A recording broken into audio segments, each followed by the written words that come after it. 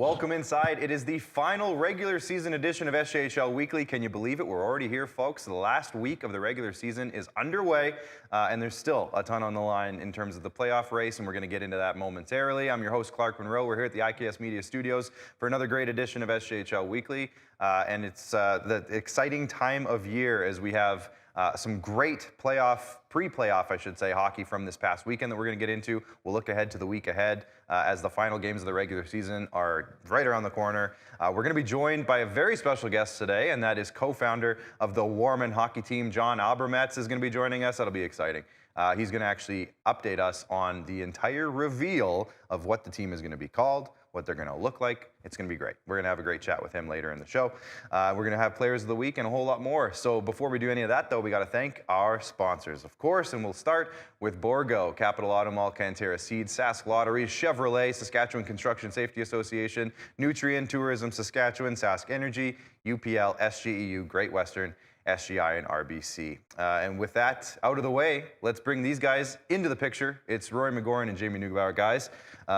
We're here. Can you believe it? We certainly are. We talked about it like 5 minutes before the show started, but we're like, oh, this is it. This is the last one. Yeah. Next time we do this, it'll be the playoff preview show. So can you believe we're here, first off, and how was your weekend? I can't believe that they still ask me and Jamie to come back and just talk every week about the SJHL, but each and every week we ramp up to this time. We ramp up to the push to the playoffs, and what it means for everyone. And some exciting breaking news on the show. It's not on anyone else's shows. It's right here on SJHL Weekly that we get to announce the Warman branding, the new team name. That's huge. Yeah. That's a big jump for us. Yeah. So I'm very excited for that. Yeah, and I know a lot of fans are really tuning in to see what's going on there. So stay tuned. Yeah. Nugsy? Yeah, little Nugsy, I understand, will not be the logo. The logo. And that little guy is going to be crushed. He will be. But you know what? I got to have a round of applause. And if you're at home, give yourself, give a little round of applause to the Humboldt Broncos. Just a wonderful tribute before the Broncos-Hounds game at the EPA. I understand Rory was involved. I understand Amanda Schlechter, president, was to some degree involved. And Megan, Rory's saint of a girlfriend who apparently helped write the tribute. Yeah, she did. Did a great job as well. And guess what as well? I arrive at my perch at the EPA, which is where I called my first SJHL game, by the way. It was at the EPA in September 2017. Because the Hounds and Broncos obviously start the year against each other. And there was 2 different sets of baked goods, gluten-free baked goods for me, and that was very touching as well. And I felt very loved and just was, lots of Warman fuzzies. I know that's also not the name of the team either. Not the Warman hockey They're not the team, Warman fuzzies. I don't think they picked that one, even though that's what they should have picked probably, but what do I know? But thank you very much to Rory and everybody with the Humboldt Broncos. You guys are classy as always. You know the way to a man's heart, especially that man, is baked goods and some gluten-free. And also, the team will be moving to Warman, right? And I know we were natural rivals with the Notre Dame Hounds, so this will be the last time that we will do anything nice for our natural rival. Right. I will not do anything for the Warman team next year when they come up to the booth. We got some scowls. Lots of scowls. We got some of the regulars tuning in. Danny Williams checking in, says, hi, fellas. Chris MacArthur says, good afternoon. Stupid time change got me already. I guess better early than late. I guess he's in Manitoba, technically, so his time is different than ours now, so we'll have to keep an eye on that going forward. Brody Whiteford's checking in, looking forward to the show. Playoff races still heating up. And on YouTube, we got Craner checking in, says, go Wings go. Austin Cardell's checking in, says, boys, that's it. Flin Flon Bombers checking in, the team. Nice. Hi, Flin Flon. And so much more. So make sure you're commenting in throughout the show. Let us know. We are having an issue, I'm noticing, with our Twitter live feed. So you're probably not watching us on Twitter. I'll just say that. But if you noticed, or if you're here because you usually watch on Twitter and now you're not being able to, just come hang out on Facebook and YouTube. We'll handle it from here. But we'll try to get Twitter up as we go here. Let's take a look. Speaking of that, actually, before we get to the recaps, just throw the social medias on the bottom. Make sure you do follow us on all of our social medias in case one doesn't work. We'll have you covered on the other ones. Obviously, Facebook, Twitter, Instagram, TikTok, and of course on YouTube as well. Make sure you hit the subscribe, follow, and like button on all those, and get your Flow Hockey subscription now. It's playoff time. Get that Flow Hockey subscription. Let's have a look at the recaps. We go back to Friday night. We have 3 days, I should say, of games to look at. Estevan with the 5-4. They squeaked it out at home. It was a beautiful goal, too. Cross-ice one-timer, 5-4 victory over Yorkton. But Yorkton did get the point there. They needed that point really badly. Weyburn got a 3-1 win over Melville in a huge Viterra Division clash. Flon sent a message to Battlefords on Friday night, and that will come up again on Saturday when we get there. It was a 5-1 win for Flon. Melfort with a 5-2 win. They took care of business over a team that has beat them in the past, the Nipawin Hawks, and they've been playing spoilers. So Melfort said, no, no, no. And they took care of business. And then Kindersley with a huge 8-2 victory over the Notre Dame Hounds. They needed those 2 points very badly. And then on Saturday, Melville, they got their revenge, a 5-1 win over Weyburn. I'm sure Yorkton was probably actually pleased with that because the split probably helped them out more than one team winning both of those games. The Humboldt Broncos got a 4-1 win over the Notre Dame Hounds, as Rory and Jamie were just discussing. Yorkton got a 5-4 win against Estevan and a little revenge from the night before. They got the full 2 points on that one.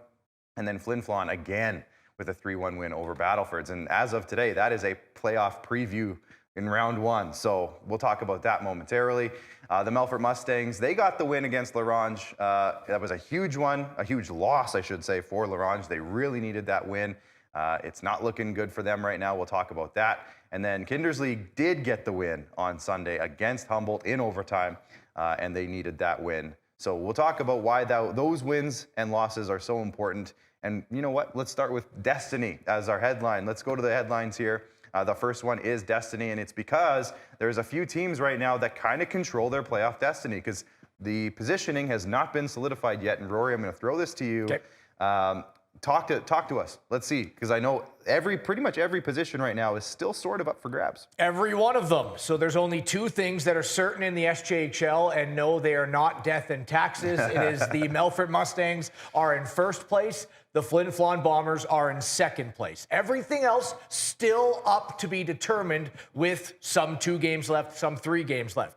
But it's all about controlling your destiny, right? You can only decide where you're going to be if you control your destiny. So let's just start with the first standing available for control, as all the fans like to kind of break down the numbers and see, hey, where am I going to need to go for games 1 or 2 or 3 and 4 in the playoffs in that opening round?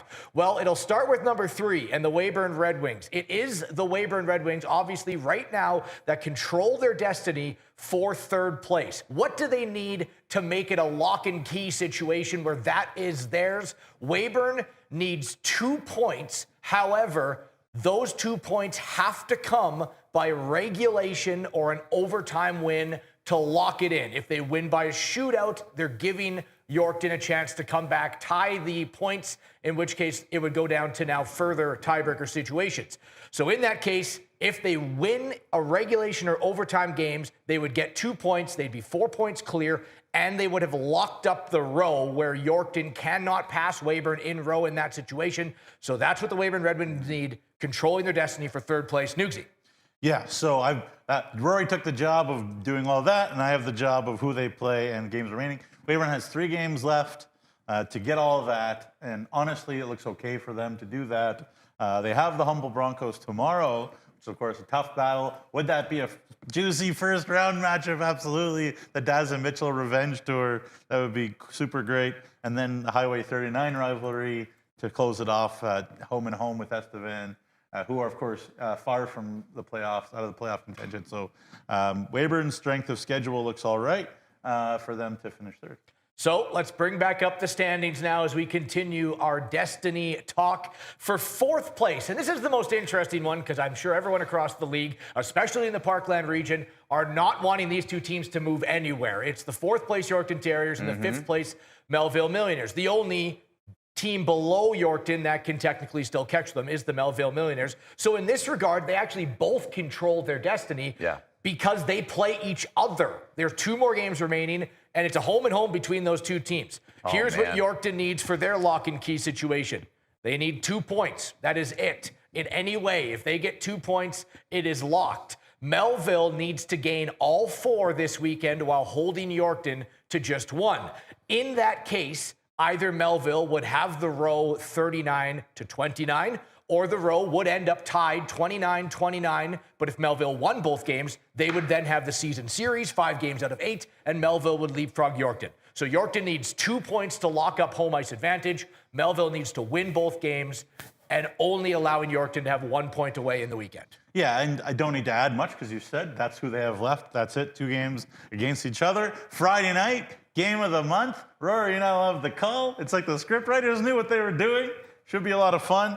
Yeah, so not much more to say about that other than the fact that it's all in each other's hands to what they want to do. Yeah, and like, how great is it that if they are going to end up playing each other, like I think you guys kind of mentioned it, it's a home-and-home series leading into it, so they could potentially play 9 straight games against each other. Oh, man. Can't get enough. Oh, boy. Just want to read a couple comments if you guys don't mind. Hit it. One from Chris MacArthur. He says, can you guys shout out Cole Tanchuk? Because he played his 200th regular season game. And played for the Bombers, 241 including playoffs. So congrats. Yes, we did mention that. Stole my Nugs and Notes. Oh, point. shoot. And also you're also wrong, Chris MacArthur, because he played in the Centennial Cup as well. So even more games. Even more games. Very impressive as well as a player that came still through COVID, I believe. Would have been one of his early seasons. Yeah, like the tail end. You can go and read the article on SJHL.ca about Cole Tanchuk earlier this year. Good plug. To describe that, but he was still in AAA during the COVID year, but go read the article. They liked him. Might have, Connor Brading is asking, has the Warman logo and name released yet? No. Chill. But we did say that it's not the Warman Fuzzies, and that little Noogsy is not the logo. Yeah, little Noogsy is not that. But no, that's coming up in about 25 minutes. So but here's an idea.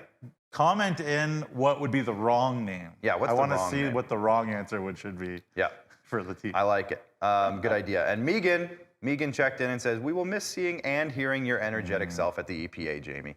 And Jamie says, thanks for the pastries. Yeah, and also somebody did ask, I saw a comment, I think Mark Zossel, I believe is that his name.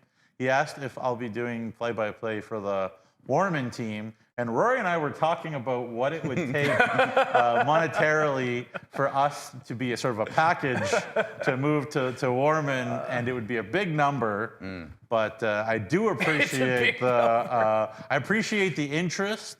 I'm not going to say no. I haven't been offered it. But as of now, no. But you know what? Never say never. That's what Justin Bieber says. Never say never. Justin Bieber does say that all the time, actually. Okay, continue. I think we're on to spot number 6. We are on 5th place now for the Melville Millionaires to lock it in, because obviously they still have the Humboldt Broncos on their tail, just 3 points back. But Melville, it's very, very simple. 1 point. They will lock it up. Humboldt cannot pass Melville in a tiebreaker. Doesn't matter if Humboldt wins their final 2. Melville is already 3 games in a row above Humboldt. So if it ends up in a point tie, Melville will stay in 5th. Melville needs 1 point out of the final 2 games. Yep. And we already talked about Melville. They have 2 against Yorkton.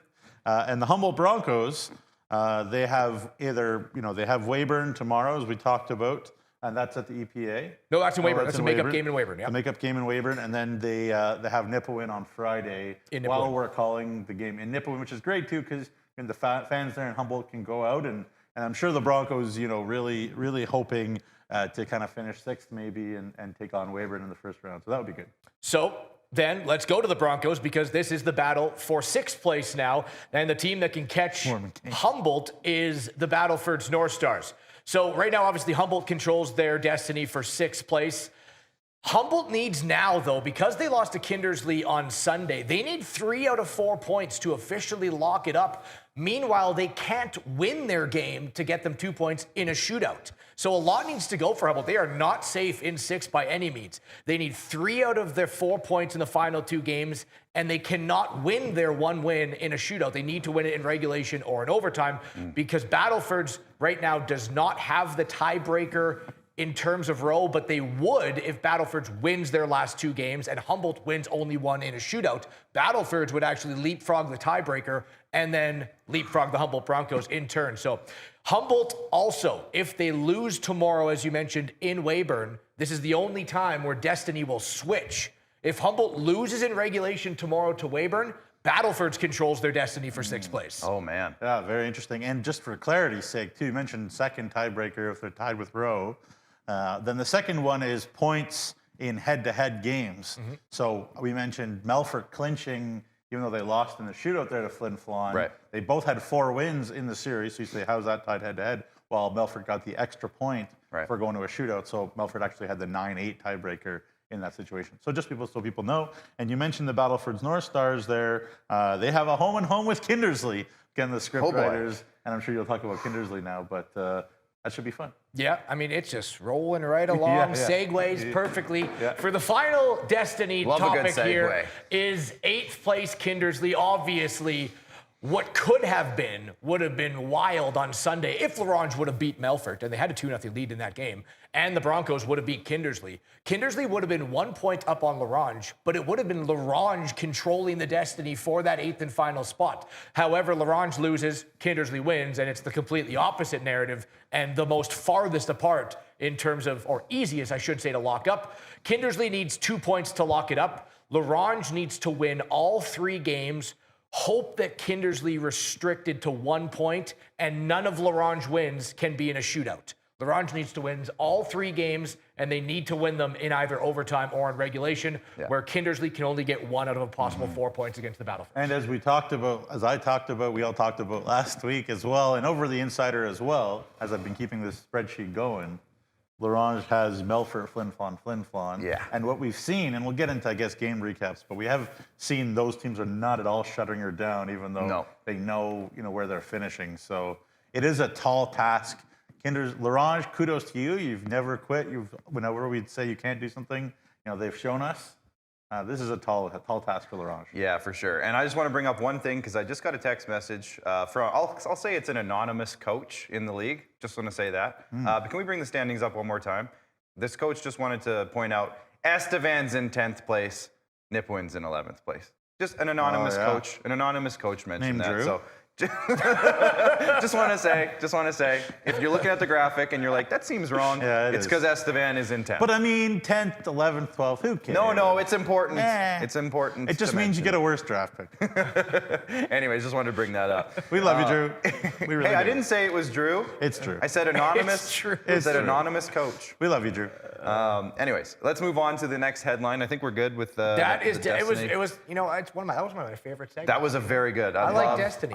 It reminds me of the movie The Core. If anyone's seen it, they should go out and watch the movie The Core. Aaron Eckhart, Hilary Swank. Good movie. You'll get it if you watch it. The anonymous coach just texted me again and said, ha, ha, ha, ha, ha, and then he called me a name that I'm not going to mention on the show. The second headline is the Manitoba message. Now, we kind of talked about it while we were doing the recap, and Flin Flon, I'm going to say they sent a message to their potential round 1. And we talked about the Destiny. It's looking like it could be Battlefords in round 1 for Flin Flon, and boy, they sent a message.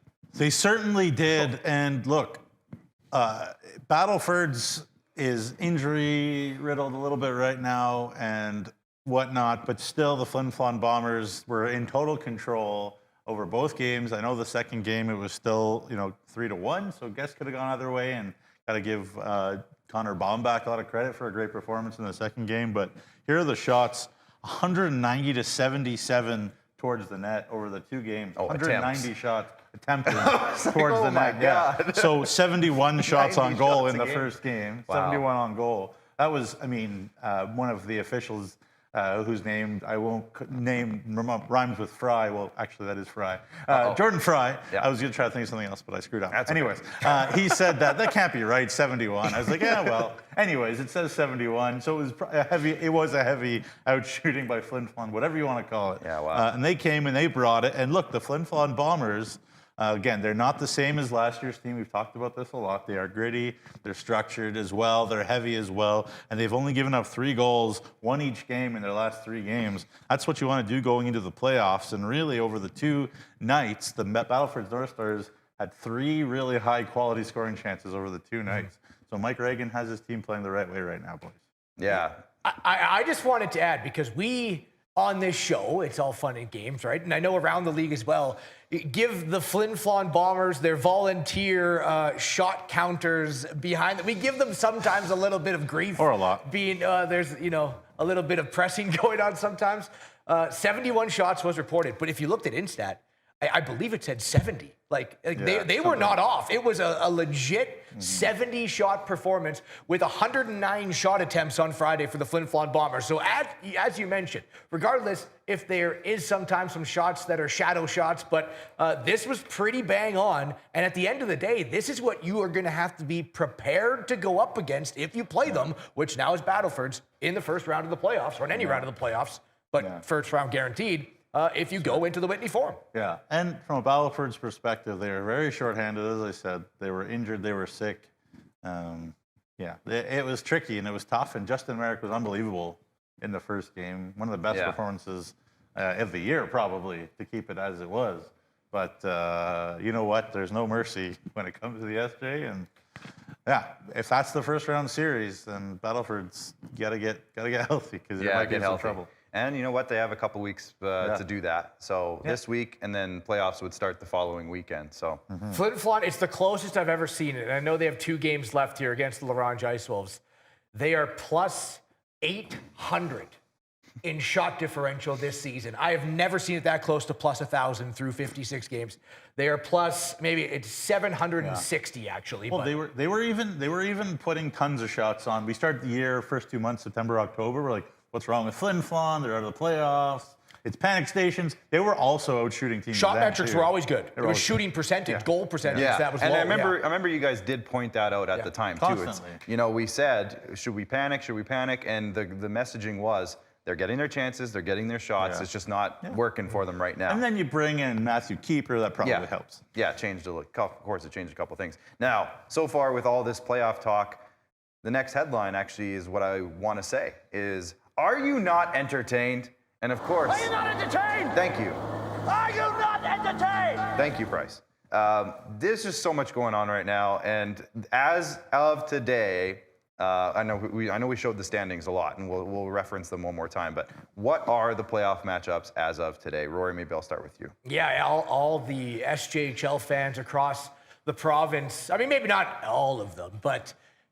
when you talk about what every series has, they're yelling, stop the count, stop, no more games. Let's do it right now because all these playoff series, and Nugs, I don't know which one kind of maybe I know which one stands out, but they all have something. They all have, I think, the best potential storylines built right now. 1 versus 8 is Melfort and Kindersley, and we can go into it a little bit more as we go on. But if it was today, how are you not entertained? Melfort versus Kindersley. 2 versus 7, Flin Flon Battlefords. 3 versus 6, Humboldt Weyburn. 4 versus 5, the Viterra matchup of Yorkton versus Melville. I have a little bit on each of them on what brings those storylines together, but I'm sure you do as well. And do you want to save those for this preview, though, Rory? I guess we can dive deeper into talking now. I just don't think you can get a better situation in terms of, script writers in the SJHL of what's set right now. I'm sure the Battlefords North Stars would maybe argue with you. But. Battlefords is, everyone's trying to get out of the Whitney Forum. But when you talk about storylines, just from an outside perspective, let's start with 1 versus 8, right? That's a David versus Goliath. What do you do to beat a 1 seed? You need to get them off their game. You're not going to beat Melfort in a best-on-best situation. What team in the SJHL is the best at getting under a team's skin and throwing them off their game? Except, interestingly, I have been talking to Clayton Jardine lately. It's the Kindersley Clippers was the answer you're looking for. And he's been saying, actually, we've slipped a little bit in terms of going over that line. We've been taking those penalties lately that we haven't been earlier in the year. Nobody also walks that tightrope like the Kindersley Clippers. Right. But come playoff time, it'll be even thinner in playoffs. Sometimes the ref puts the whistle away, right? Or you're just going to give tons of one-timers to Zach Summers on the half wall, and then it's a forced sweep. Or, that's the option, discipline or it's over. So if it is Flin Flon versus Battlefords 2 versus 7, pardon me, no other teams have met this much in the playoffs over the last handful of years. This will be the 5th straight time in the playoffs, 5 straight years, omitting the COVID-shortened playoffs, that the Flin Flon Bombers will play the Battlefords North Stars. It'll be the 7th time in 9 years. 2 quarterfinal matchups, 2 semifinal matchups, 2 finals matchups. Out of those 6, you want to know what the series split is? 3-3. 3-3. Could you get a better series than that? Well, it'll be interesting. And you always talk about goaltending. If you're going to pitch an upset, I mean, Justin Merrick, who's better at when the chips are down and nobody's picking the Battlefords North Stars, and who put us up an incredible performance. Yeah, I could see Justin it. Merrick, so. Absolutely could see that. Yeah. 3 versus 6. Yeah. Weyburn Humboldt. Do you need to say anything else? The Dazza Revenge Tour. Dazza against his former team, and an immediate opening round rematch, the only one from a Game 7 series last year. Yeah. Dazza against his former team, Josh Sale, Timatonovich against his former team, and an opening round rematch. Yeah, should be fun. And then 4 versus 5 is 25 minutes away, the arenas are. Melville and Yorkton. Now, my concern for that, just quickly, and we'll talk about this more maybe, and maybe the picture will change in 9 days or whatever. My concern is health, again. Weyburn looks a lot healthier right now than Humboldt does, but hopefully that changes in a couple weeks. Yeah, I mean, there's so many great storylines, like you said, Rory. It's going to be a super exciting round 1 as it sits today. If they even if it changes a little bit, I think let's say Battlefords and Humboldt swap spots or something like that. I mean, then you got Flint, Flon, and Humboldt playing each other in round 1, and the storylines there, they're 2 of the most storied franchises in the league. You know, you have that going for you, and that would mean Weyburn would play Battlefords, and they also, if you remember a couple of years ago, had that great first round matchup where Weyburn beat Battlefords has owned Weyburn this year. Exactly. So it'd be that would have some interesting storylines as well. And you got your last one, Rory. I forgot another playoff series? Melville Yorkton. I said that. We mentioned it. We didn't really dive into it much, but that'll be fun. Yeah. we might talk about that on Friday on SJHL Game of the Month. There you go. The whole night. 25 minutes away, those buildings. Yes. It's 25 exactly. minutes. So super exciting there. And Nugsy, I don't know what you're up to, but I know your team's not in the playoffs. So if you want to head to one of those games, I'm pretty sure. All 12 teams are my team, Clark. Very true. So true. So true. I've invited Nugsy to do color with me in any building. Absolutely. Absolutely. So I know for his sake, he's hoping it stays right here because you can make a trip to Weyburn. Yeah. It would be a little too much travel to come up to Flint Flon. Yeah. You know what, Braden? You want to buy me a hotel room? Good. Now we'll do the 4th and final titled headline. As you can see, it's clips in the poll. We kind of did talk about it a lot already. So if you guys don't mind, maybe we'll just skip that one because we did talk about Kindersley and the situation with Larange. Odds and ends. Anything you guys want to touch on before we take the next part? I just quickly wanted to talk about that Notre Dame Humboldt game. The thing that stuck out to me was really neat to see were these 2 call-ups. Both teams had a bunch of call-ups because of whatever, but for Humboldt, the Owen Chapman kid there, that's a Portland Winterhawks prospect too, the captain of the Saskatoon Contacts, I was so impressed. He was out for key moments, key situations, taking face-offs. 08 birth year, man, what a talent, what a mature-looking kid. And then on the other side for Notre Dame, Stephen Warwick, 08 birth year, goaltender. You're like, oh, he gave up 12 goals over his 2 games. I don't care at all. Like, that guy competes. His heart is huge. He made tons of great saves. I'm just a huge, huge fan of what I saw from Mr. Warwick as well. But just for me, the big story was the call-ups in that Notre Dame Humboldt game. And all those guys should keep their head up and be very proud of themselves. Love that. All right, well, let's have a look at the division standings now. We looked at the league standings in depth, but let's have a look at the division standings just to give these sponsors a shout out, of course. The Viterra division, still a 3-way battle. Weyburn, Yorkton, and Melville there at the top. It's looking like it could be a Yorkton-Melville first round. So everyone wants that. Let's make it happen. Sherwood division, the Melfort Mustangs have that locked up with Flin Flon in 2nd place. Both teams have won 8 games in their last 10. And in the Nutrien division, the Humboldt Broncos have now jumped over Battlefords. They have the lead, the slight lead for the Nutrien division title. So that'll come down to the very last minute as well. And Kindersley with 54 points down in 3rd place.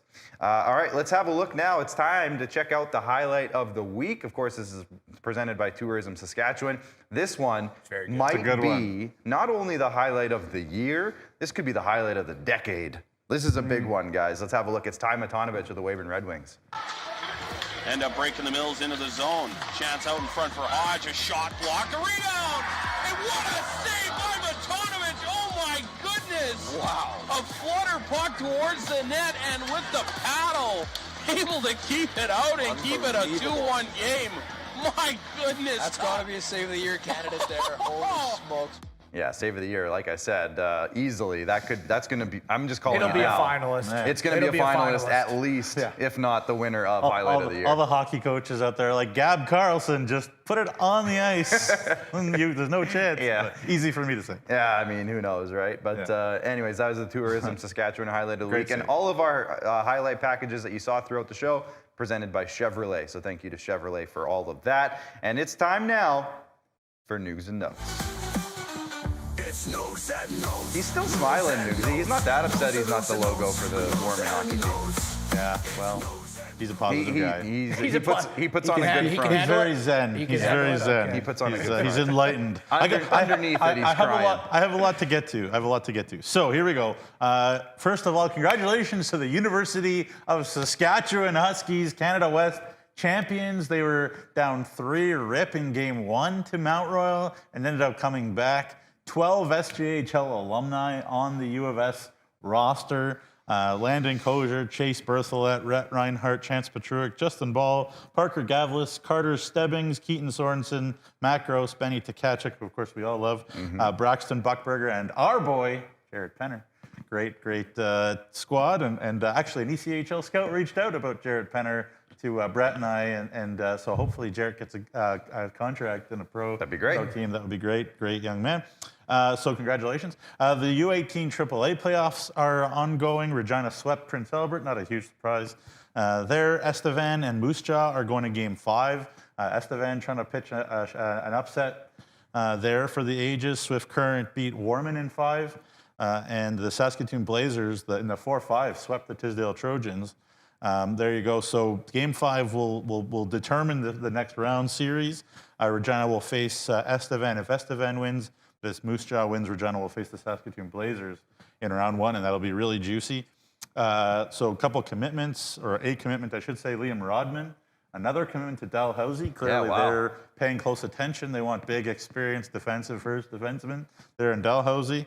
And Carter Hansen, of course, also of the Humboldt Broncos, has signed an extension, 3 years as an associate coach, Rory says now, instead of an assistant coach. So congratulations to Carter. Boy, oh boy, what an incredible assistant coach he is, doing a wonderful job. Speaking of assistant coaches, unfortunately, it seems like the injury situation to Jackson Allen in Battlefords, I understand that he's not going to come back. He is going to help out and coach, just kind of like Cash Arnson did last year with the Kindersley Clippers. Just an incredible SJ career for Jackson Allen. Championship, of course, their Centennial Cup silver medalist with the North Stars. So congratulations. And then they took the Thunder, Cole Tanchuk, 200 games plus with the same junior A team is such an accomplishment. And he's been terrific for the Flint Flon Bombers since the 21-22 season. So there you go. Congratulations, Cole. And there's News and Notes. Perfect. Now we have a ton of people watching. I don't know if this is because Twitter is down, but we have some of our highest viewer numbers of the year. So thanks everybody for tuning in. Let's read some comments before we go to the break. Connor Brading, he says that he just call it the Warman Hockey Club. He thinks they should just call it the Hockey Club. Chris Fairbanks says the Warman Canes. So I'm guessing Hurricanes, I'm assuming. Not Candy Canes, I would guess. We got, let's see here. Robert says, shots are great to wear down a goalie. Quality shots win games. I think that was in reference to our Flin Flon conversation. Chris Fairbanks says the Highway 10 battle would be the best matchup for both teams, actually, Melville and versus Yorkton. That would actually be fantastic. Everyone's commenting on how great that save was by Tomatonovich. Robert also points out that Justin Merrick was great last year as well. I think I was talking about his ability to steal a series.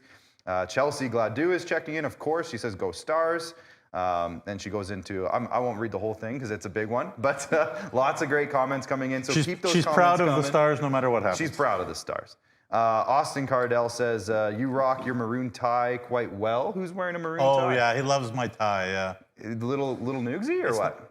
No, I have a tie that I wear, and a couple times I've worn it up at the Whitney, and I didn't mean to be kind of picking a team. You have a but really that's nice how hot pink one too. I like that. I wore that one at the Whitney too. I think last There you year, go. So keep the comments coming. We got a ton of viewers. Make sure you're hitting the like button, hit the share button and subscribe and follow all of our channels as well. Let's hit a break, because when we get back from the break, we're going to be joined by co-founder of the Warman Hockey Club. We soon can actually say what they're called. So we'll let him do that, of course, though. When we come back from the break, it's John Abrametz from the group that is bringing this to fruition. So we'll hit a break, and we'll see you after. Your new truck trade-up has arrived at Capital GMC. Volume pricing is back. As inventory levels go up, prices come way down. And right now, we have over 250 brand new GMC Sierras to choose from. Lease a Crew Cab 4x4 Pro Edition for only $269 bi-weekly plus tax with $0 down. Or work with our finance experts to get the best available rates. Plus, GM certified pre-owned inventory is back too. Shop over 150 vehicles, all makes, all models. It's finally time for your new truck trade-up, only at Capital GMC. Each year, the SCSA issues over 10,000 training certificates to the construction professionals who build our province. That's the population of Martinsville. Learn more at scsaonline.ca.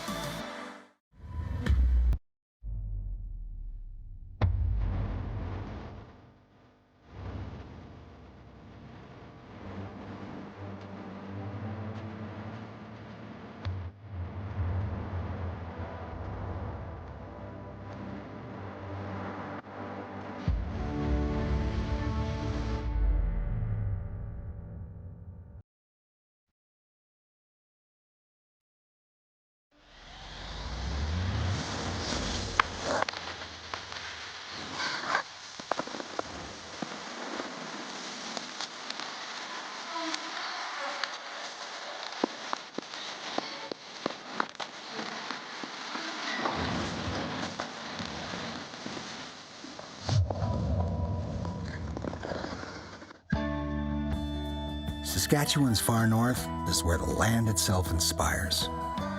It's the beauty and power of wilderness, the solitude of a place far removed from what you might know. When this landscape surrounds you, it's like nothing else. Come and let it awaken you, energize you. Come and create your story in our Northern Lights and Waterways. Saskatchewan. In a year where Amazon sold its first book, Alanis topped the charts, and the Frappuccino became cool, we were there. Trusted by the Saskatchewan construction industry since 1995. Learn more at scsaonline.ca. As a student, things can pile up fast. Ouch. But the RBC Student Banking Bundle makes back to school easier with up to $275 in value. That's a whole pile of takeout. Introducing SaskTel Student Saving Tips. Tip number 138. You could build your own pallet furniture. Oh, you're living on your own. You gotta save money by building furniture with pallets.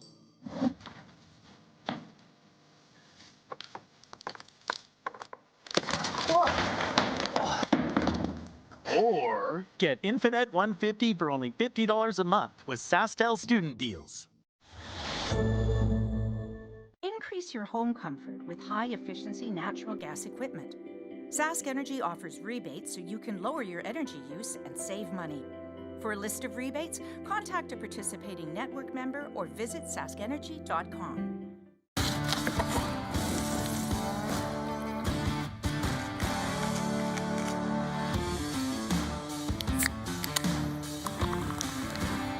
Original 16. Celebrate things done well.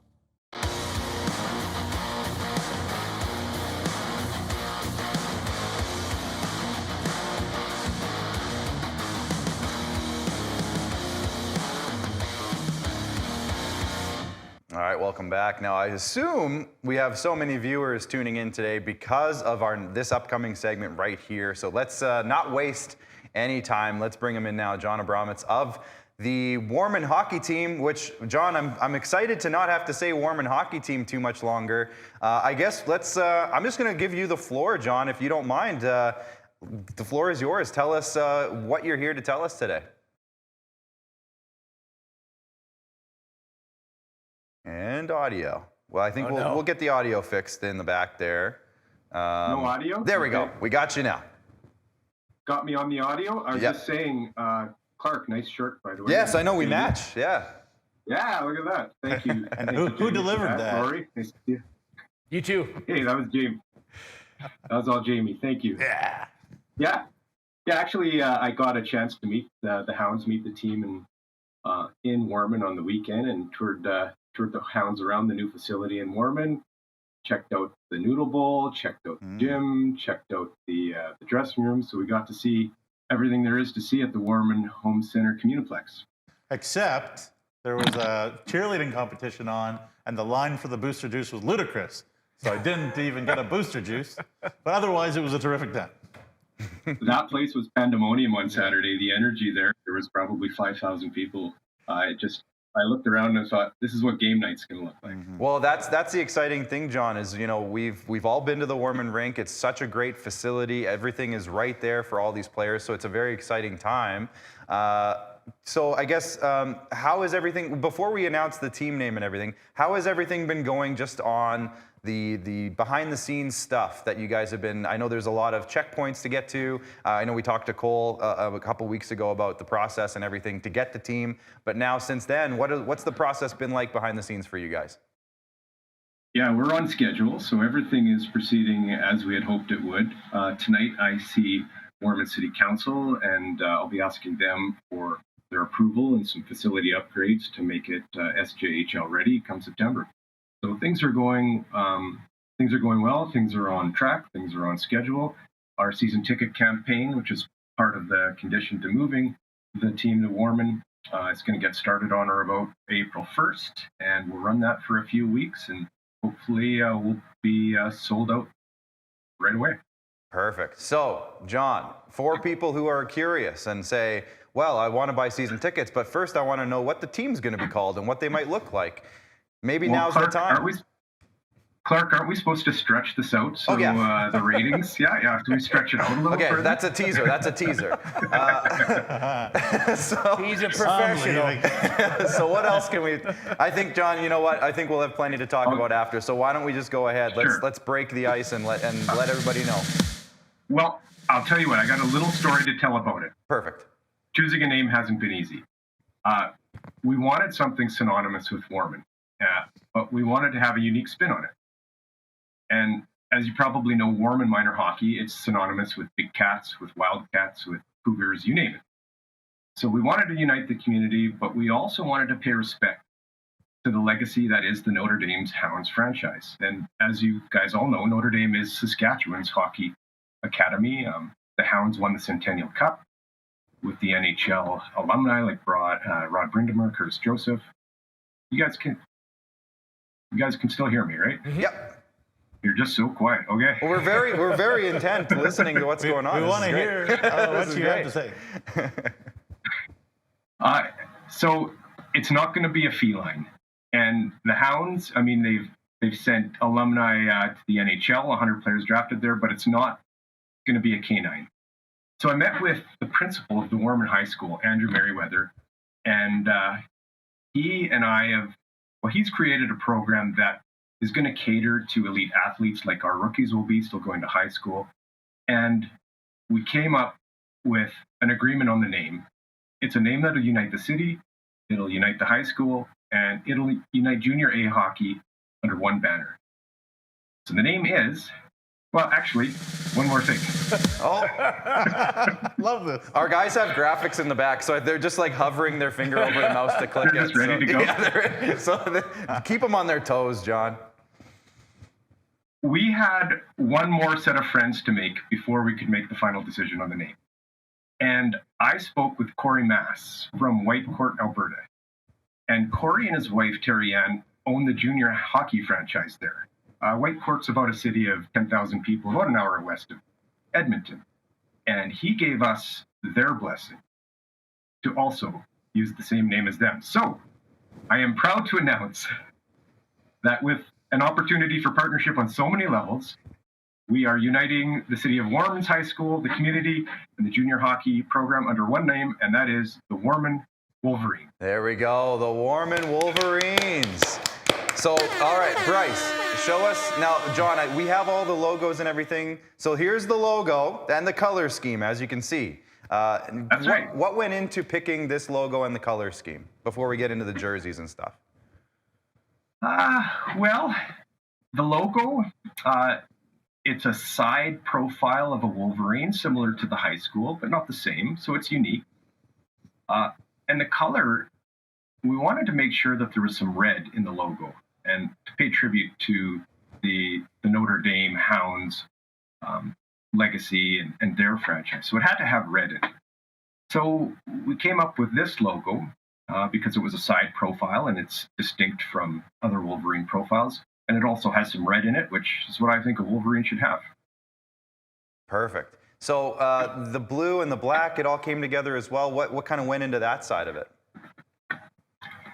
Well, yeah, colors wasn't easy. In Warman, the minor hockey color profile is black and yellow. And there are two other teams in the SJHL that have black and yellow color profiles. Right. So yep. It was a bit of a non-starter. We weren't able to use the Warman color profile just because of the Hawks and because of the Bruins. So, you know, we looked at a few versions. We sent a few versions back because it didn't have red in it. But something that spoke to us was teal. Teal's a part of Martinsville. It's a part of Hague. Rostern also has some red in it. So that's where, bless you, that's where it came from. Perfect. I love that. I love that. And Bob Fitzpatrick, I think we talked about this with Cole when we interviewed Cole, but he's just wondering, they're still going to have their under 18 program in Warman, and yes, that's all going to continue. This is all just supplemental to that. So, John, are you okay if we kind of show the jersey concepts now? Is that okay? Yeah, absolutely. Go for it. Okay, well, I'll put the graphic up on the screen and I'll let you kind of talk about it. All right, so we've got the Wolverine side profile with the name Wolverines. That's the logo you'll see a lot on hats and maybe T-shirts with the crest or coaching jackets. Then we've got the 3D scratch mark W beneath it. You'll see that on sleeves. You'll see that on the backs of T-shirts with the logo on the front. And then the jerseys incorporates both the logo and the scratch marks on the sleeves. So as you can see, it's got red undertones, it's got blue, it's got teal. I think it looks fresh. I think it looks unique. And I think it's going to look great on the ice. Yeah, absolutely. And, you know, certainly very excited. And I know, you know, just being there with you and your family there a little bit on Saturday, I was already picturing, you know, all of this and picturing, you know, maybe Warman, Humboldt, opening night and you know all those people in the rink in the parking lot too, and it you know got me excited as well to see what that looks like. You know, should be a ton of fun, and I think it'll be a really big success as well. You know, I guess just what did you hear as well from the players, because you talked about, you know, meeting the Notre Dame players and going around, and I saw you walk around and show them the logo and the graphics and all that. What did you get from those guys? All right, well, I heard the words sick, ew, and gross, which I'm assured that means that they like it. Yeah. So I took that to mean that they liked it, and I guess that's the lingo these days. Yeah. I hear my kids say it. And there was, you know, just a lot of the guys walking around, and the Warman AAA team was gracious enough to let us in the room and see and look around, and I think there's going to be some you know, some moving around of locker rooms and you know, colors and stuff like that at the rink too. But what can you tell us might be, you know, next as well, in terms of, you know, trying to make the Legends Center, you know, the Wolverines' home, you know, as opposed to the rink that they're in? Yeah, the Warman's Home Center Communiplex is an amazing facility. It's a little bit light on seats, so we hope to have some seats added to it. The hockey facilities are phenomenal, and the concourse is phenomenal. The amenities in Warman and in the arena are phenomenal, so it's the perfect place for junior hockey. The AAA team is moving into a new arena that's being built and attached to the Warman Home Center Communiplex. So there's actually going to be a second ice surface that's going to relieve all of the ice pressure going on in Warman. So when we move in, or when we start play in August and September, there's actually going to be another arena attached to it that's going to take a whole bunch of hockey and ice load off of the Warman Home Center Communiplex, so it's going to be shared between two arenas. The AAA team is moving into that arena, and we are taking over their old space in the Warman Home Center. I'm not going to run you through Rory's rapid fire today. I know that you're already probably have so much on your plate with getting this transition to move from Notre Dame cleanly into Warman, obviously with a lot of responsibilities to take care of. But I want to kind of just ask you, what is one thing that is just really exciting you for down the road to see for the first time? Because this is a big moment, to see a logo, to see a jersey, right? And with everything on your plate, is it the home opener? Is it the first win? Is it the first season ticket sale? Just, something that's just in your mind that you're going to look and hey, that's something I'm going to remember. The Centennial Cup. There it is. I love it. That's an answer right there. That's an answer. Awesome. So I guess if you want to elaborate on that a little bit, John. Yeah. So all of this is a goal. The goal is for all of this is to make Warman a championship city in junior hockey. Big shout out, by the way, to the Huskies, Brandon Cote, my buddy John Barkman, Dave Derrick. Way to go, guys. Fantastic win last night. I watched it on the bus traveling with my daughter's team. That was great. Mm-hmm. But I'd love to see Warman host the Centennial Cup. I'd love to see us win the Centennial Cup, and that's the goal.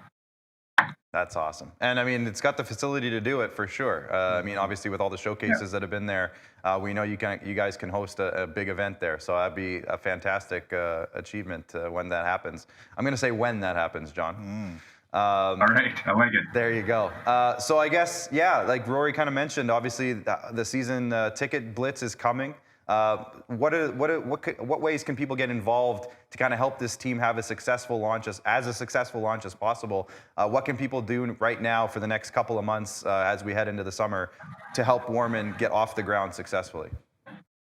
So we appreciate any and all support. First and foremost, we need to sell tickets. We need to sell out. We need to sell our season tickets. We've also got a prospects and camp coming up in early May, so that there will be more information coming out about that. We're going to have some swag for people to buy and wear proudly. So any and all support is gratefully appreciated. Well, I'm not sure if you caught earlier in the show when Nugsy was sending his gratitudes for the package we put together as a farewell for the Notre Dame. I do work for the Humboldt Broncos. I'm very, very excited to have Warman in the league and establish a natural rivalry. But I just want to warn you that there won't be any gratuities from us to you on the ice moving forward. I hope you're okay with that. But anything you need to incite a rivalry to a larger stage, I'm very much accommodating to do that with you to get the Broncos and the Wolverines off to the right. Little bit of a natural rivalry going on. All right, well, I'll throw this one out there then. Maybe Humboldt fans might think about buying season tickets because I don't know if you'll get into the barn any other way. I'll put the pressure on them. You got to get a 2-pack, one for the Broncos and one for the Wolverines to see that. I love it. All right. Love it. Well, John, already getting a ton of great comments on our social media feeds about the jerseys. I'm sure we'll put a post out soon. Right now. Nugsy's literally doing it right now. So we'll get some social media stuff going for you, but I don't see any ews or grosses in the comments, but we've got a more refined. Our fans are far more refined, maybe, than the. I was going to say the players. demographic is just a little bit different of our viewers than the hockey players themselves, but a lot of great comments. So kudos to the whole team that put this all together, John. We're very excited to see your next step, and just let us know if you need anything because we'll help you out along the way. And very excited to get into the rink next season for maybe game 1 or early on in the season for sure. Thanks, guys, for having me. I really appreciate it. There you go. There we go. What a great chat. What a great jersey. Can we throw the jersey up one more time, guys, in the back? Again, if you missed it, here it is. Again, a lot of people are kind of noticing maybe Seattle Kraken inspiration in there, color scheme-wise. So I think that's definitely part of it. Got that teal. It's going to look really, really sharp on the ice. And it's going to look really sharp, Rory, in that rivalry that you mentioned, the Broncos green and gold versus this. It's going to look great. Well, yeah, I mean, before this happened, and I loved the rivalry with the Notre Dame Hounds, but It was the farthest geographical two opponents' natural rivalry in the SJHL. No opponents' natural rivalry were farther separated than Humboldt and Notre Dame, and now it becomes one of the closest natural rivals together between Humboldt and Warman. So it'll ramp up quickly, and I do love that they integrated, the red in there to acknowledge the Notre Dame Hounds. And I know they'll probably have some Notre Dame Hounds, tributes and throwbacks throughout their years in the SJHL, but it was a nice touch right off the bat. I thought it was awesome. The jerseys are incredible. Now, Nugsy, one comment, now you didn't bring it up during the interview. We talked about it. One comment is from Leon Armbruster, says, got to get Nugsy to commentate a few games in Warman. And I know Nugsy says he's open for it, but I'm absolutely open for it. I have talked to people are so kind. I really appreciate everybody and being interested in my future, I guess, with this. So that's very kind. My understanding, both Cole and John have said that they're 100% down for me being part of the broadcast the first couple games. So I guess Rory and I will be back in the booth for those ones. If Rory's back with the Broncos, you never know what the world looks like, but that might be a thing. Maybe we'll put it on TV. Kyle McIntyre, I know you're watching. I think that would be a lot of fun. Nothing has been said about that, but I'm just saying ideas are thrown out there. Ideas. So we'll see what happens, but thank you so much, everybody. That's all I can say. So I would say successful jersey launch. Loving it, and we'll get the post out. I think it's going on now. So if you want to go double check go to website, SJ social media. SJHL social media. And I think, Clark, if you're interested, they still need a mascot. I'm in. You're in? You know what? Bryce can do it. Okay. And Little Nugsy. Yeah, Little Nugsy and Bryce, they can do it. Are you talking about being inside the mascot? Whatever you want, pal. Or coming up with the idea for the mascot? I have a feeling it might be a Wolverine. Yes. So, what would you name it? I can do a little dance. Put in the comments what the name of the mascot should be. Wally? Wolfie. That's the first name? Wolfie. Wally. Wally the Wolverine. Wally. Wolfie The Warman. The Warman. Oh, the Warman. The Warman. Oh, maybe it won't even be a Wolverine. I don't know. Before we hit our break, I'm actually going to throw it to, we've been doing this for several weeks now, the Saskatchewan Cattlemen's Association Burger Challenge. That has been raging on. I know there's a lot of controversy. There's some discussion about the top scores. Does Weyburn's have a little controversy mixed in? Was it Weyburn's or was it another one? I can't remember. There's one more that might have a little bit of controversy baked into it. But why don't we check out Weyburn's as we throw to a commercial break. So we'll see Weyburn's Cattlemen's Burger Challenge, and then we'll go to our commercials, and when we come back, we'll do Players of the Week. We're going to look back at some of our predictions that we made before the season started, and from the sounds of it, I haven't seen all the results yet, but I don't think we did very good. Not good. But anyways, we'll talk about that and a whole lot more when we come back from all this content for you. All right, SJHL fans, it's another edition of the Sask Cattlemen's Association Rink Burger Contest. Here we are in Weyburn, the home of the Red Wings, Crescent Point Place. I'm here with Wade Beck from the Sask Cattlemen's Association and Stephen Wilson from the Weyburn Red Wings. Obviously, a reminder that locally raised Saskatchewan beef is the official protein source of the SJHL. Wade, thanks for coming out. We got one heck of a burger here by the looks of it. Wade, how about you tell the fans a little bit about yourself? You're cattleman just outside of Milestone, is it? Yep, we ranch outside of Milestone. We have a purebred Charolais operation and about 350 cows.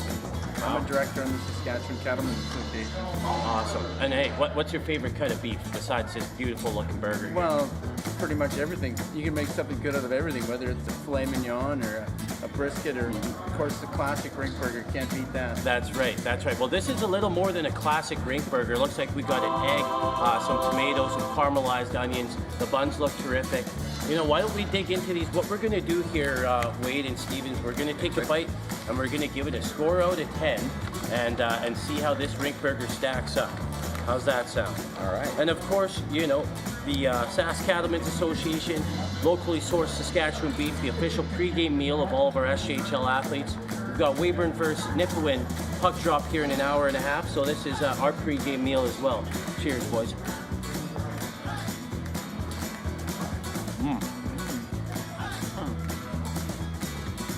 You know, that's more like a gourmet burger than a rink burger here, isn't it? Very good. Mm-hmm. Epic rink burger. Steve, why don't we start with you out of 10? It seems to be all over your face already, man. It is. I would definitely say this is going to be about a 9.5. 9.5? 9.5. All right. What about you, Wade? What do you think? I think I'd go with a 9. Just a little bit messy, but really good. You know what? This is one of the best rink. It's beyond a rink burger. I'm gonna give it a 9.6. We're gonna bump that score up. Awesome score here from Weyburn, and you know, the Sask Cattlemen's Association, official sponsor of the rink burger competition with the SJHL. Locally raised Saskatchewan beef, the official protein source of the SJHL. We'll see you next time.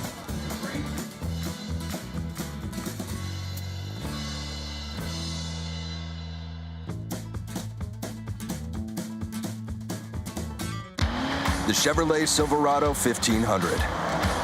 Advanced power and capability to tackle the long hauls. Style to make a statement on the streets. Visit ChevroletOffers.ca to learn more. Each year, the SCSA issues over 10,000 training certificates to the construction professionals who build our province. That is the same population as Weyburn. Learn more at scsaonline.ca.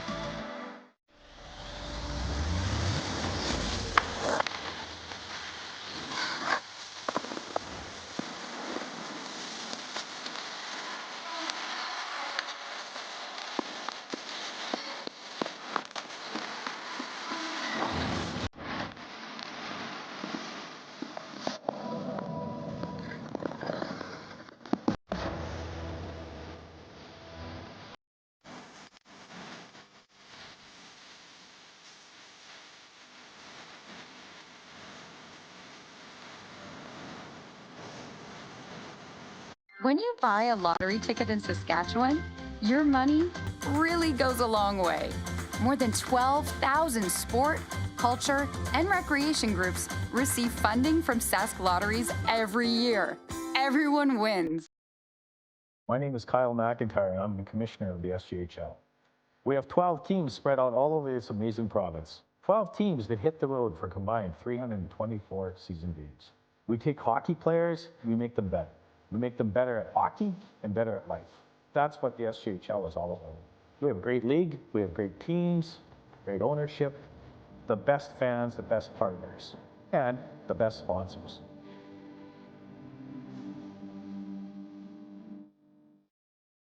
Sask Energy Network members are the best choice for natural gas solutions for your home or business.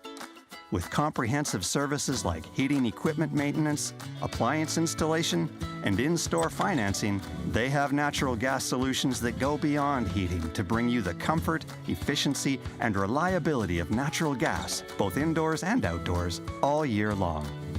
For whole home natural gas solutions, network members burn brighter. Introducing SaskTel Student Saving Tips. Tip number 236. You could dye your own hair.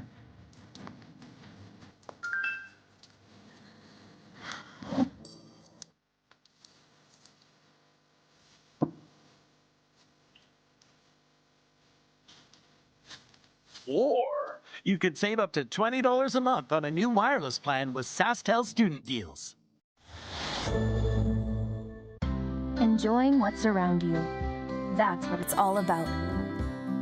Farm to table, in season, locally foraged, look out the window and that's exactly what you'll see on your plate. It's the kind of experience that you'll compare everything else to for years to come. And it's so close, you can almost taste it. Indulge in our unlimited lakes and parkland. Saskatchewan.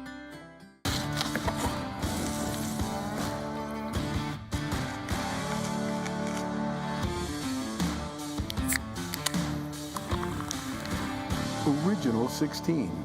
Celebrate things done well.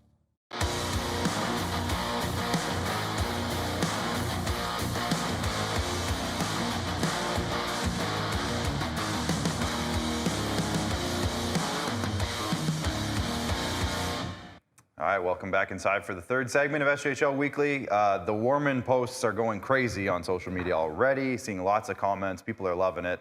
So again, well done to John and the team there for getting all that stuff. It looks great. I think it looks great. We do have a couple things to get into, including Players of the Week. So let's do that now. There they they are. Hit me. So let's start with the SG. Yeah, careful. We don't You want see how any... I've been interviewing Notre Dame players for 8 years? Yeah, I have. Yeah. We don't want any physical contact over here, gentlemen. Let's start with the SGEU MVP of the week, and it is, as Nugsy said in the article for it on sjhl.ca, which is out now, a player who should have been probably up for a yearly award, and maybe the biggest snub of all of them. Rory, we haven't got your opinion on that, by the way. We'll talk about that maybe. We can talk about that after we're done. I would agree with that take. Yes. We just haven't talked to you about the awards finalists since we announced it on Thursday, so maybe we'll just get a quick take from you on those. But Angelo Zoll, a fantastic week, 2 huge wins, a shutout. He's now leading the league in shutouts, so big week for Angelo. Well-deserved MVP. The Borgo forward of the week is Riley Kotai of the Melfort Mustangs. 3 three-point games this week. 9 points in 3 games, 5 goals. This guy puts up big numbers. Is he leading the league in scoring now? No, he's second. Second. Behind Jaron Denway. The Super U defenseman of the week will go to the Flin Flon Bombers, and it's Luke Lepper. Luke Lepper, 2 goals, 2 assists. He had a 3-point night Friday night against those Battlefords North Stars that we talked about earlier in the show. The Sastel goalie of the week, Cody Jamin, having a huge week. He's had a huge couple of weeks, actually, for Kindersley in their playoff push. Some huge numbers for him this week, so great job there for Cody. He loves playing at the EPA, Rory. Cody Jamin, yeah, that's his build, and he figures it out. He knows. He's been figuring it out, actually, the last, since he's been put back in for the Kindersley Clippers push here. But yeah, something about the EPA and Cody Jamin. He's on. Big game Jamin, as I think they call him. The IKS Media Rookie of the Week, Luke DK of the Weyburn Red Wings, the younger of the DK, of course. Call him Noodles, actually. Noodles. Yeah. Noodles Jamin. Jamin. Oh, Noodles. Yeah, Cody, yeah. They do. Yes. I thought you meant Luke, and I was like, oh, cool. Oh. They probably call him DK Jr. DK Jr. There you go. Maybe they call him Diddy Kong. Remember DK, Diddy Kong, Donkey Kong. The Cantera Seeds Saskatchewan Player of the Week will go to those Humboldt Broncos. We'll go to Daza Mitchell in his Christmas tree outfit, of course, with the green, red, and of course the gold. He had a great week as well. And his numbers since joining the Humboldt Broncos have been fantastic. So shout out to Daza Mitchell, who had a big week, a couple big performances, a big win, of course, for the Humboldt Broncos this week, and he was lights out. So there you go. There's the Players of the Week. The article is up now on sjhl.ca. Jamie wrote it, so go check that out. Do you want to bring up the predictions now, or should we get Rory? Do you want to talk about the awards finalists? Do you want to do that right now, or am I putting you on the spot with that? No, I mean, I can talk about them. Congratulations to all the players. Maybe just quick takes on those. Of course, some left out and some that all are very deserving, right? You're not going to get an award finalist that isn't deserving of having their name talked about when talking about the award. The thing is, there's only 3 finalists, so some people are going to feel left out. I feel Angelo Zoll was one of them. I feel Oakley McElwain was one of them. But overall, I think everyone did a great job getting the right kind of players in there. Yeah. Criteria for rookie, I'm always going to be a disagreeant of when I do say a 19-year-old in there. I don't believe that should be allowed. But again, if it's the criteria, it's the criteria, and he's deserving to be there. No. But that's kind of my take. I don't want to be too negative about it because they all deserve it. But every year, you're going to get people that think they should be in there. And, you know, Angelo Zoll, like we mentioned, is one of them. Yeah. With how many games he's played, how great he's been. And it just turns out, you know, he wasn't. So doesn't mean he didn't have a great year. Yeah. So speaking of the year in general, we made some predictions in our preseason show. We did some over-unders, I believe. Yeah. And we all had our takes. We all thought things would happen. And, well, Nugsy, I don't really know how the results are, so you tell me. Actually, Clark, it was just Rory and I who had recorded opinions. I didn't do it? It's okay. I didn't do it. You pitched them. It's okay. Well, there you go. So I'm in the clear. I did great. Yeah. You made one prediction, and yeah, we did terribly.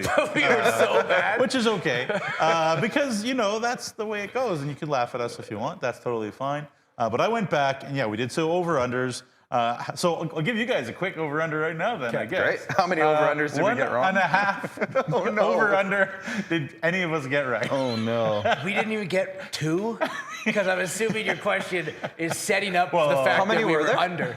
There's like 6. We had 6 or 1, 7, 2, 3, 4. We had 4 over-unders, a top scorer, top D, top goalie, and division 7 winners. to 8. Okay, so we batted 20. Out of 8. We batted So, 250. one of them is still up for one of them is still up for grabs because we picked the top scorer that's not in the league anymore. So True.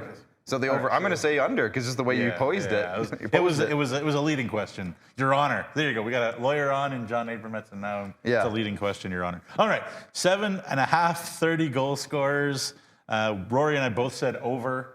Right now there are 3 30-goal scorers, Riley Kotai, Keith Gruner, and David Coyle, and then maybe 3 more could potentially in Jaron Desnoyers, That's not Streetsy, far off. and Anthony Campbell. Yeah, that's not far Which off. is amazing. Anthony Campbell, good for you, eh? Nobody saw that coming. What a year. If we He's said had a great- over and it ends up being 6, it's pretty close. Yeah. It's a good line by the bookmakers. 6, 7.5, and it might be 6. Might be 6, There you go. So 5.5 70-point scorers. Right now there are 2 in Desnoyers and Kotai, and then Streetsy and Coyle are knocking on the door.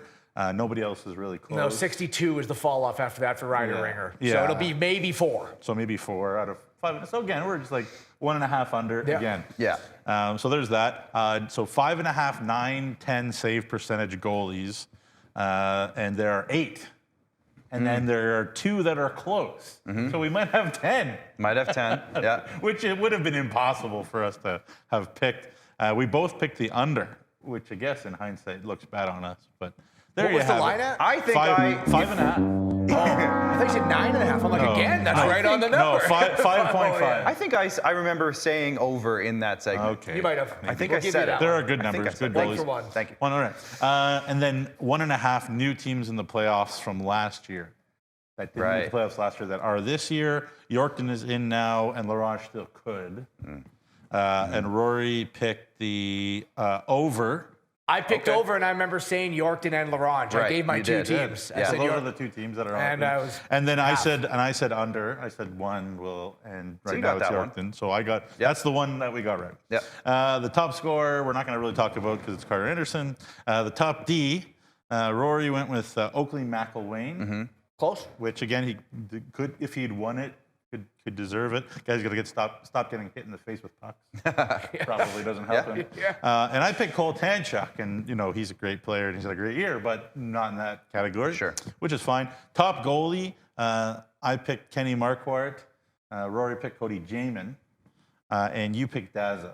Oh, so I did pick because that he gave one. you a hug in a lobby. He did. Yeah, it was good. Good Though kid. Daza's good, but Good for a kid. different team. How Yeah. about that? So it'll be someone else. So it's going to be someone else. Yeah.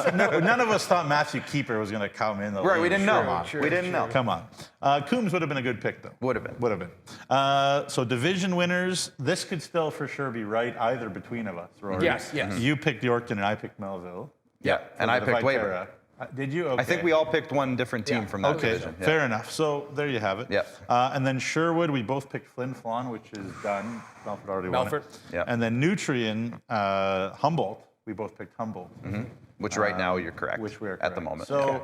So Rory and I are, doing our best to entertain and educate. And sometimes we get things right, and sometimes This we get was things wrong. 7 months ago as well. It was like this was September, yeah. So it was fun. Yeah. Fun to- A game fun to hadn't been look played back. yet at this point. Fun to look back. I will say, a game hadn't been played yet. You just sometimes when you don't get everything right, you just got to look at it in baseball terms. If you bat 300, Right. that's a Hall of Fame career. Hall of Fame. So feel like a Hall of Famer right now. You are a Hall of Famer. Thank you. 100%. Both of you are.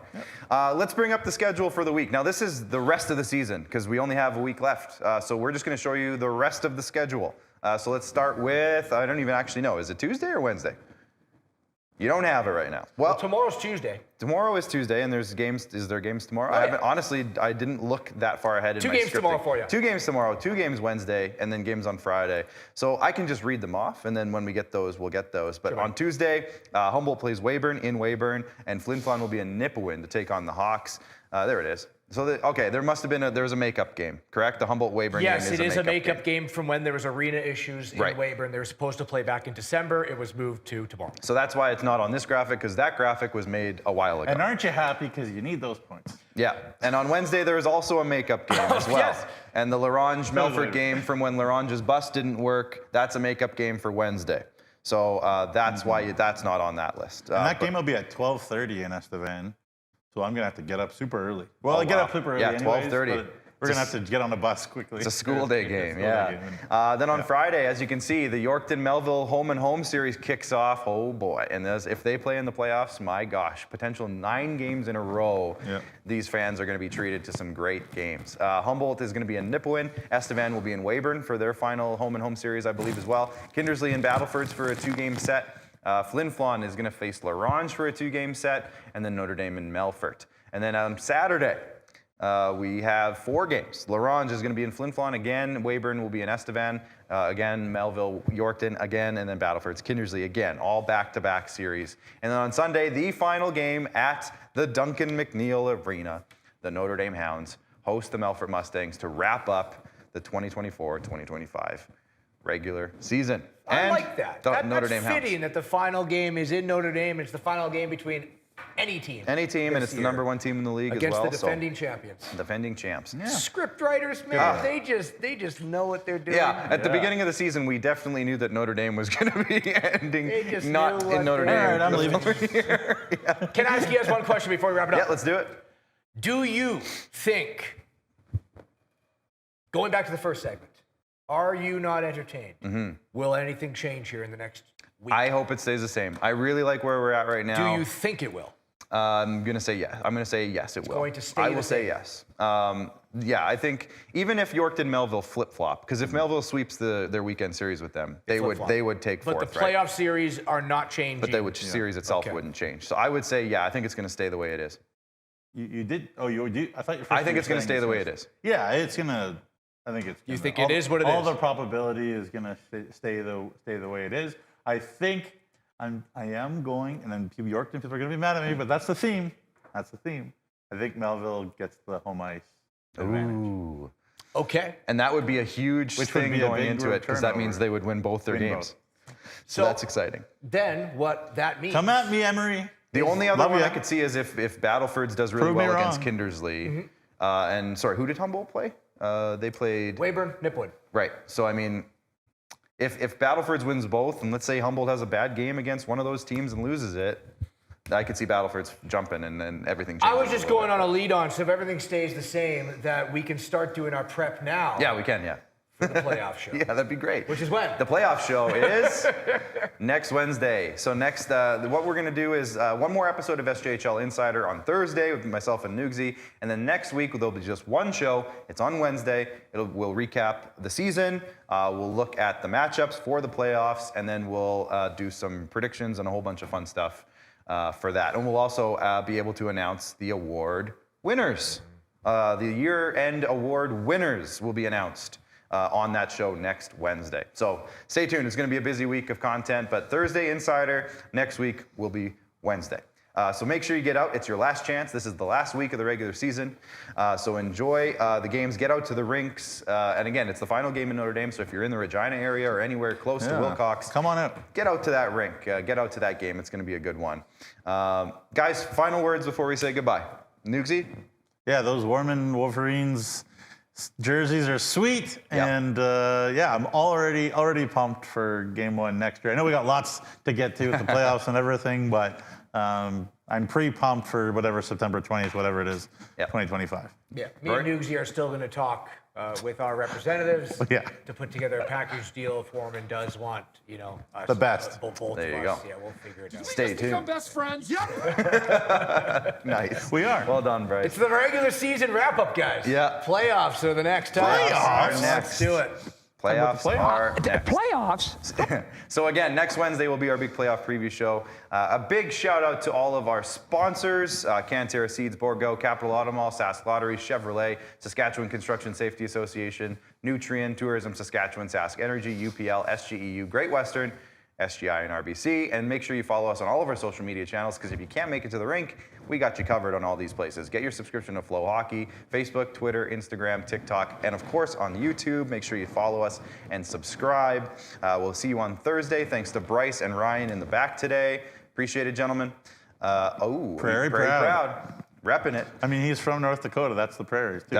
Technically, yeah. So definitely thank you guys in the back at IKS here. Rory and Jamie, thanks you guys. And we'll see you on Thursday. Bye for now. Enjoy the hockey.